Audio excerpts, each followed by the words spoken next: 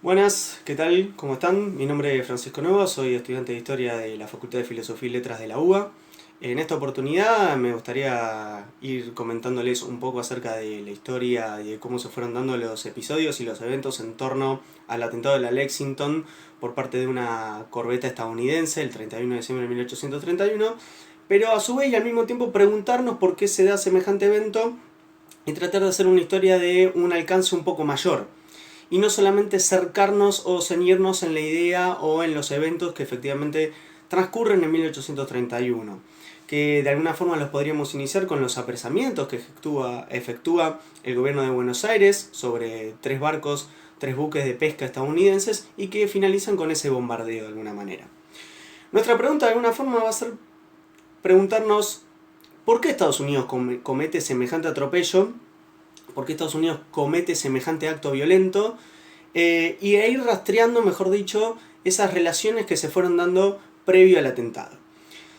Si nosotros tenemos que ir analizando las relaciones entre Estados Unidos y las Provincias Unidas, nos vamos a encontrar que a partir del momento del proceso independentista que encarnan las Provincias Unidas para 1810, las relaciones eran prolíficas de alguna manera. Vemos cómo se van estableciendo algunos intercambios y Estados Unidos también va queriendo favorecer ese proceso revolucionario que se intenta establecer en las Provincias Unidas y de emancipación con respecto a la corona española.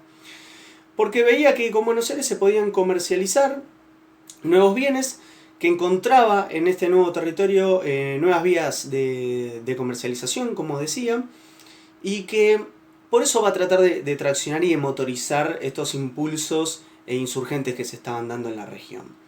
De hecho, nosotros iremos viendo, o como menciona Harold Peterson, algunas cartas que se intercambian el secretario de Estado Robert Smith con el agente comercial Joel Poinsett, que se encontraba en las Provincias Unidas, acerca de la necesidad de traccionar y de motivar el proceso emancipatorio que se estaba dando para ese momento. Veremos también que las relaciones, digamos, eran recíprocas, así es como Matías Miguel de Irigoyen, que había sido integrante del Tercer Triunvirato y sargento del Regimiento de Artillería, le escribía a Thomas Halsey, que era cónsul en las Provincias Unidas, acerca de la necesidad de seguir forjando lazos y de que era un llamado de la providencia continuar estas relaciones y estos vínculos.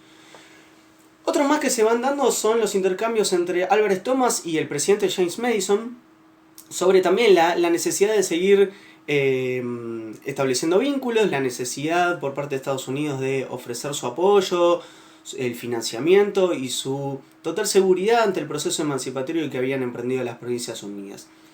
Por lo tanto, en esa década que se extiende de 1810 a 1820, nosotros vemos una serie de vínculos prolíficos de alguna manera con Estados Unidos. Si bien Estados Unidos no terminaba de apoyar abiertamente a las Provincias Unidas, de alguna forma sí le expresaba sus congratulaciones y su mínimo apoyo de alguna manera. Lo que iremos viendo a partir de la década de 1820 es otro proceso de distintos puntos incluso. El primero es que Buenos Aires a partir de esa década efectuará con respecto a Malvinas una política institucional un poco más fuerte, ¿sí? Hasta 1820 no hay una presencia estatal firme en Malvinas y a partir del arribo de David Hewitt sí se empezará a consolidar esto. Es muy interesante ver esta trayectoria porque cuando se asienta David Hewitt se izará la bandera nacional y estarán en ese acto muchísimos comerciantes norteamericanos y británicos que están viendo cómo Buenos Aires, las Provincias Unidas, asientan población y efectúan una política dentro de Malvinas. Esos actos después se seguirán refrendando, ¿no es cierto? Y que incluso se expresarán en algunos medios estadounidenses y británicos, ¿sí? Y en los cuales ni Gran Bretaña ni Estados Unidos iban a protestar al respecto. Otro hecho que se da es que en 1823 Estados Unidos reconoce finalmente a las Provincias Unidas como territorio independiente y en ningún momento criticará las medidas que estaba llevando entonces Buenos Aires. Entre ellas el nombramiento de Pablo Areguatí como gobernador, la aplicación de leyes por Mariano Balcarce en 1828, bueno, las concesiones pesqueras otorgadas a Pacheco, a los señores Green y Hodgson, que eran comerciantes británicos. Entonces el proceso es muy interesante y vemos cómo en esa línea había también pobladores norteamericanos, viendo cómo Buenos Aires estaba efectuando esta política. Por lo tanto, el cuestionamiento sobre por qué Estados Unidos finalmente ataca las Islas Malvinas por momentos es incongruente. Eso se va a terminar de refrendar finalmente con una aplicación de las políticas normativas y legales que había ejecutado Buenos Aires, o que en realidad no se podían llevar a la práctica y que Bernet iba a terminar de traccionar fuertemente. A ello hago alusión a los decretos firmados por Balcarce en 1828 y a una ley también propuesta por Buenos Aires de 1821.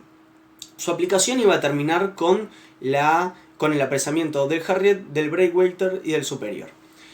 El Superior terminó haciendo tareas en el Atlántico Sur, el Harriet terminó yendo a juicio en la provincia de Buenos Aires y el Breakwater terminó yéndose hacia Estados Unidos porque logró escapar.